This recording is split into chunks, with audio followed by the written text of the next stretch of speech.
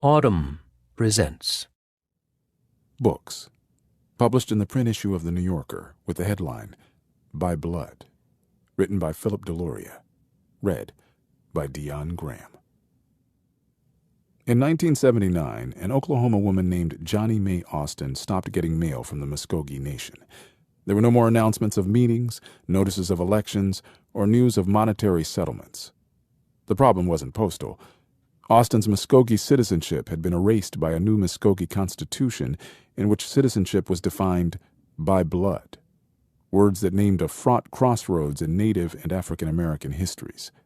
The Muskogee people, also referred to as Creeks, were among the tribes that once enslaved people of African descent and that were required, in the wake of the Civil War, to accept them as tribal citizens.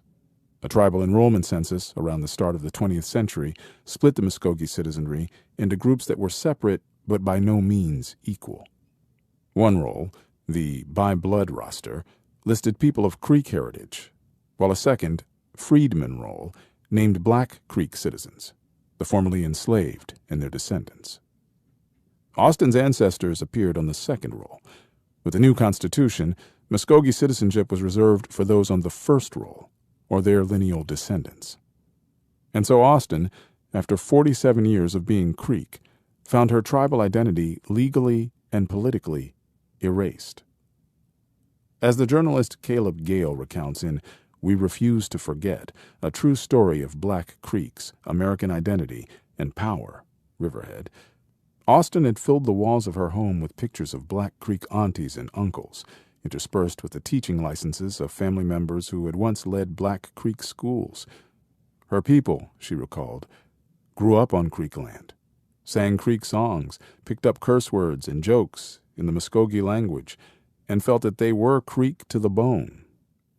You'd hear similar stories from other people of African descent who had grown up among the so-called 5 civilized tribes: Muskogee, Cherokee, Choctaw, Chickasaw, and Seminole. Yet the Muskogee by blood decision was followed by similar restrictions issued by other tribes.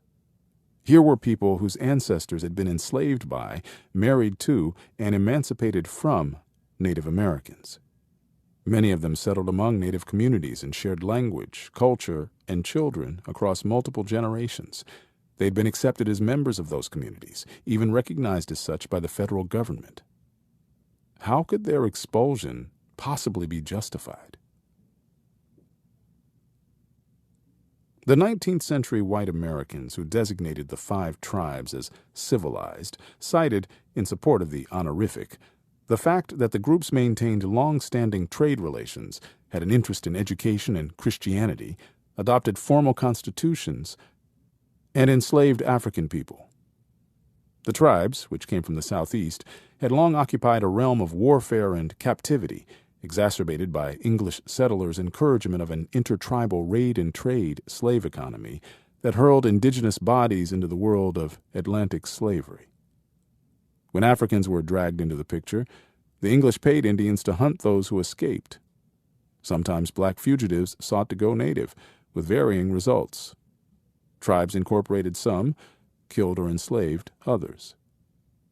Born out of existing practice and new colonial impositions, slaveholding among the 5 tribes developed hybrid forms. Though the familiar southern plantation was surely part of the picture, enslavement typically operated at a smaller and more intimate scale.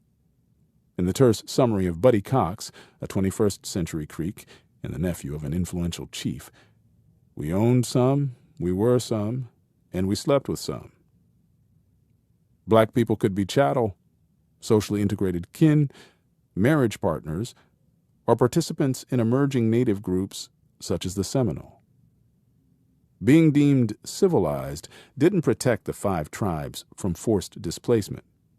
As American planters sought to expand their empire of unfreedom across the South, the 5 tribes stood in the way, and the United States embarked on a devastating series of land clearances.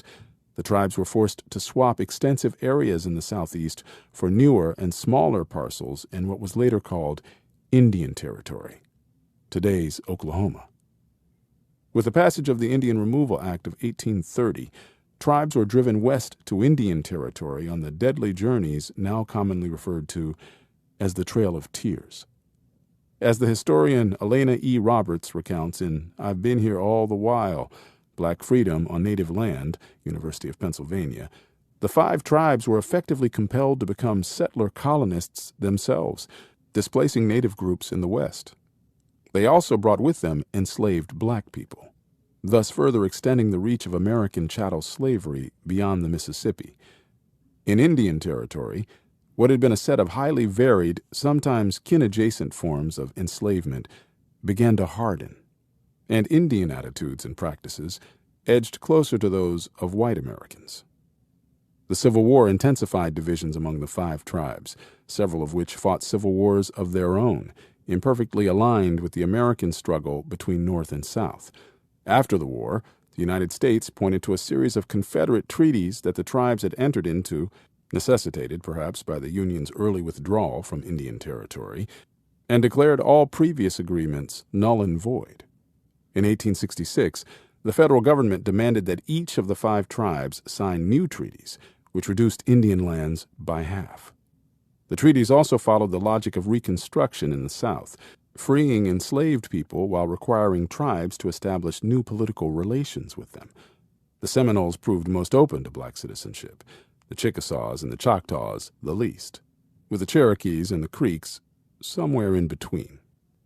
In this post-war landscape, Roberts suggests, citizenship may not have mattered as much as belonging, effective ties to community, family, and geography. For instance, Chickasaw freed people, though never recognized as citizens of the Chickasaw Nation, nonetheless remained committed to living among its members and places. It's where they felt they belonged.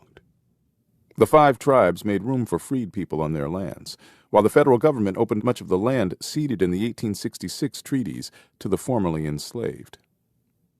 As members of tribal nations, freed people may not have received a mule, but many acquired much more than 40 acres in what amounted to the first and most effective reparations program in American history.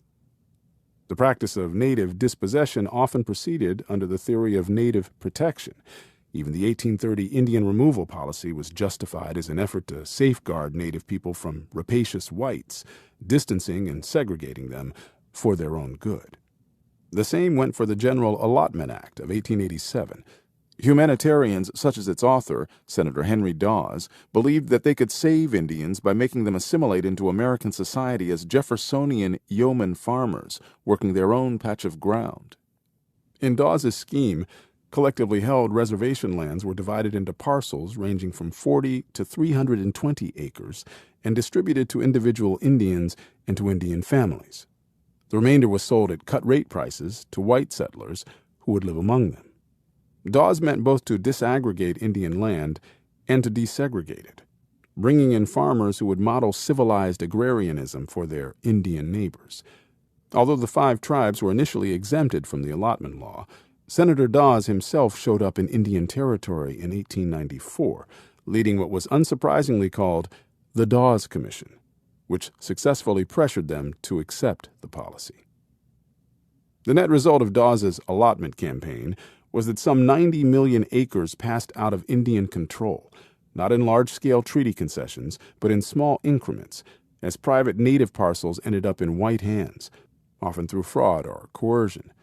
It's no coincidence that the campaign arrived during the era of boarding schools, in which Indian children were forcibly removed to be educated away from their cultural roots, or that it overlapped with the civilization regulations imposed on Indian peoples between 1883 and 1934, which criminalized everything distinctively native, including dancing, ceremonies, and long hair, and punished infractions with starvation and imprisonment. If some measures of the allotment age were later reversed, others continue to exert an influence generations later. Among them were the separate membership rolls that the Dawes Commission produced, and that, 8 decades on, stripped Johnny Mae Austin of her Creek citizenship. It might seem perverse that in 1979, with the memory of the civil rights movement still fresh, Indian tribes began to restrict citizenship on the basis of racial difference. But in 1983, the Choctaw Nation joined the Muskogee in excluding the descendants of freed people.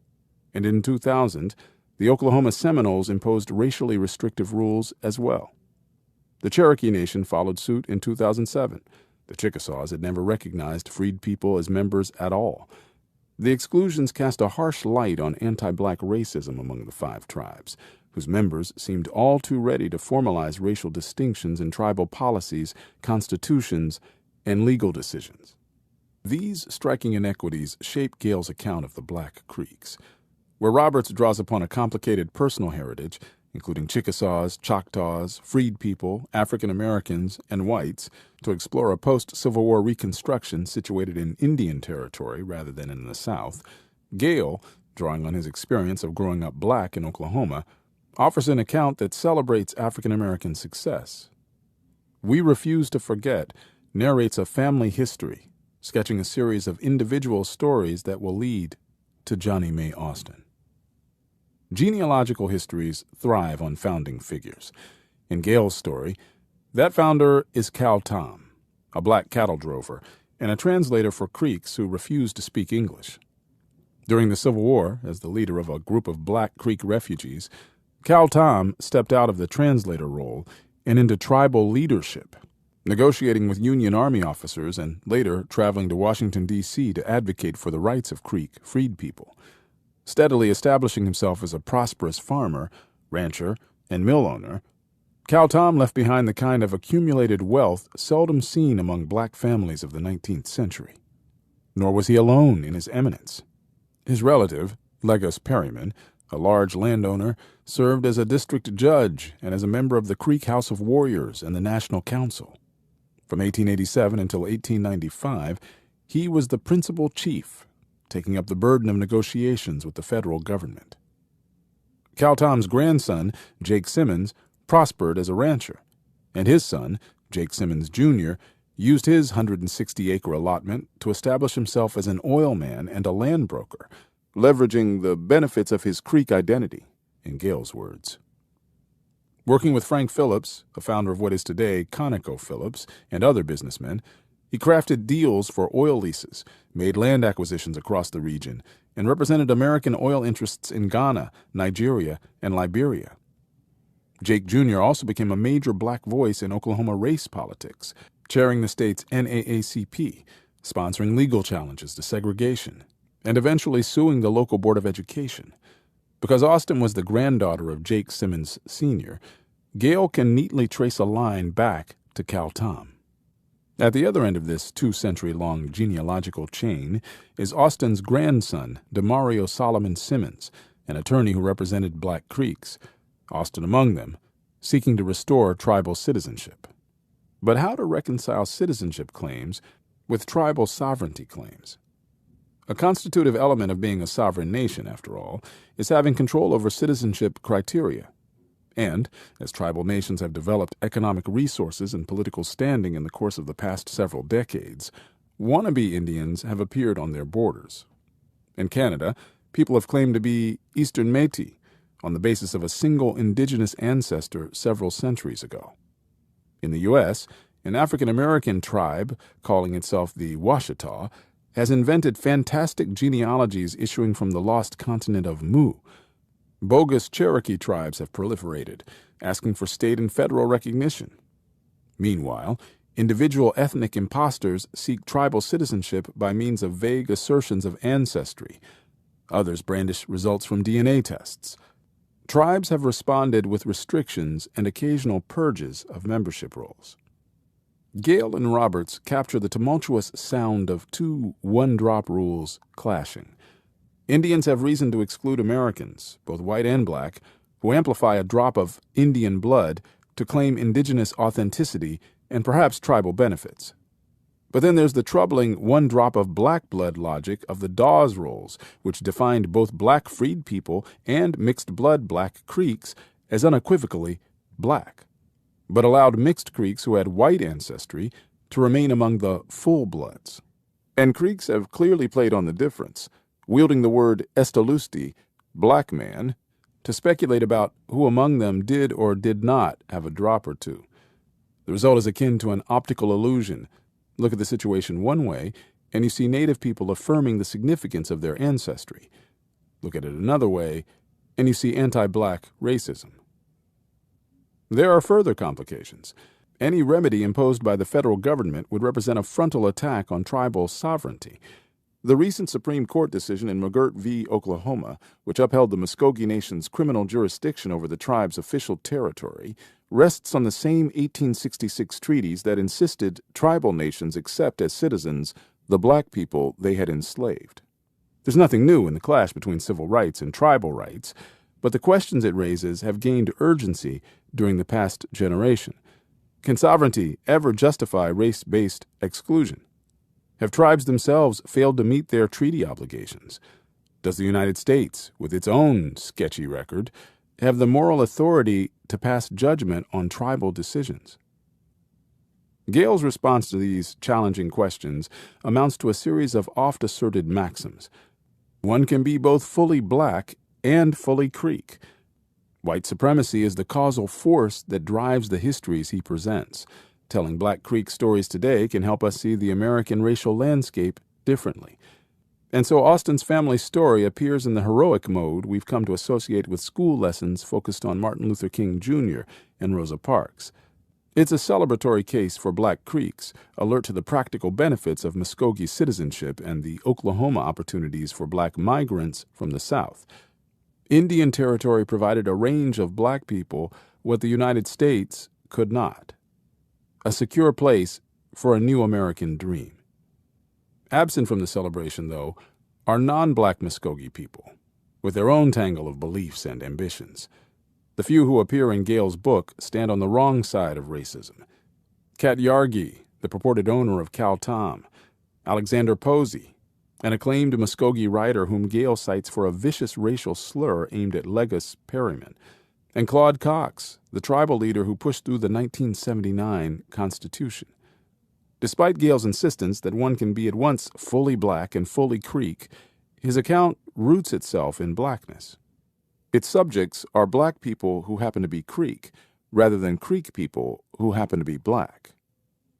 In Gale's account, anti-black racism among the Muskogees originates in white supremacy and in mindless Indian capitulation to its edicts. Whether or not he tried, Gale writes, Cox couldn't avoid the allure of white supremacy to determine citizenship in the Creek Nation. The fact that Alexander Posey aimed to stain Legis Perryman's reputation by maligning his blackness only demonstrates that white supremacy holds unfettered sway in America. Just get past that white supremacy, Gale suggests hopefully, and everything will be well. It all sounds like a progressive move toward an anti-racist alliance, yet white supremacy offers up multiple forms of negation, targeting blacks, Jews, natives, immigrants, that can be pitched against one another. And native arguments and attitudes can't be reduced to a photocopy of an overlord's ideology. Parse the stories carefully, and one can see conditions conducive not only to cultural crossings, but also to anti-black sentiments among Native peoples and anti-Native sentiments among black people. An 1832 census counted about 23,000 Creeks and, living among them, 900 enslaved people of African descent. By 1890, thanks to war, land loss, strife, and disease, the Creek population had been halved, while the population of black people in Muskogee Territory had more than quadrupled. That demographic trend was visible across Indian Territory. As Roberts points out, between 1890 and 1907, the black population there soared to more than 80,000, exceeding the Indian population by 20,000. The white population, unsurprisingly, boomed to more than 500,000. The pressing issue was land. In the post-Civil War years, black freedom advocates such as Edward P. McCabe proposed flooding Indian Territory with black towns, establishing the demographic foothold for a future black majority state. As the chronicler A.G. Stacy wrote at the time, there is a secret political society in existence, which is based upon the principles of Negro advancement, mentally and morally, and the future control of Oklahoma whenever it shall become a state. The creators of such plans were blind to the concerns of Indians and did not hesitate to align black and white settlers against them. Frederick Douglass assured a crowd in 1869, "The Negro is more like the white man than the Indian in his tastes and tendencies and disposition to accept civilization. Where the Indian rejects our civilization," he went on, "it is not so with the Negro. He loves you and remains with you under all circumstances, in slavery and in freedom." Gale is not wrong to name Claude Cox and Alexander Posey as anti-black racists.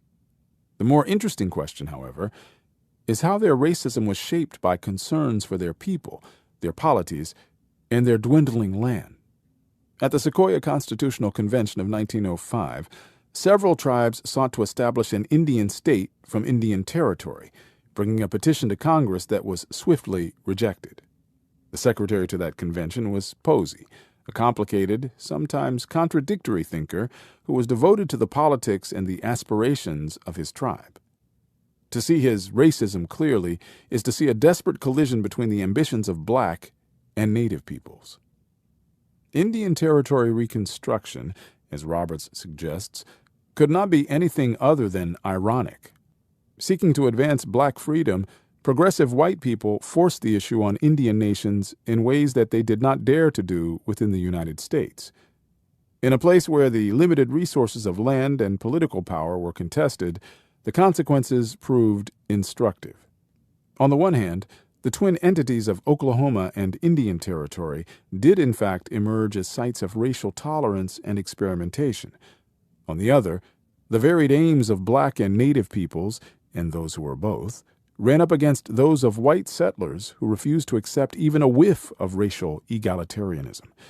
Neither Indians nor African Americans had reason to welcome the coming of Oklahoma statehood, which could not fulfill the dreams of citizenship or even basic equality for either. White settlers, in short order, imposed a Jim Crow racial order on black Oklahoma, even as Indians began to double down on the by-blood distinctions visible in the Dawes Commission's rolls. Johnny May Austin died in 2019, the year a suit filed by the Muskogee Creek Indian Freedmen Band was dismissed in federal district court. The family legacy now reposes with Demario Solomon Simmons, the attorney whose coming to consciousness, from African American to Black Creek, poses hard questions about citizenship and belonging. He was once simply Demario Solomon, a black football player, until he heard from a member of the Simmons family and began what Gale calls a journey to understanding himself. That journey has almost inevitably led him to a mission aimed at justice under American law. When it comes to belonging, two cultural problems intertwine. Black Creek claims to Creek identity, at least in Gale's account, tend to be genealogical, full of blood essentialisms, and sometimes disengaged from the ongoing vitality of Muskogee culture. Figures such as Jake Simmons, Jr., for instance, seem to care most about leveraging black success out of native citizenship, leasing and selling Creek land to corporations. At the same time, the historically rooted culture of Muskogee anti-black racism is not merely abhorrent, but unsustainable, offering no path to the future for anyone involved. When it comes to citizenship, two political problems intertwine. Native sovereignty, in the American context, rests upon the legal authority of treaties. So, too, do black rights to Native membership.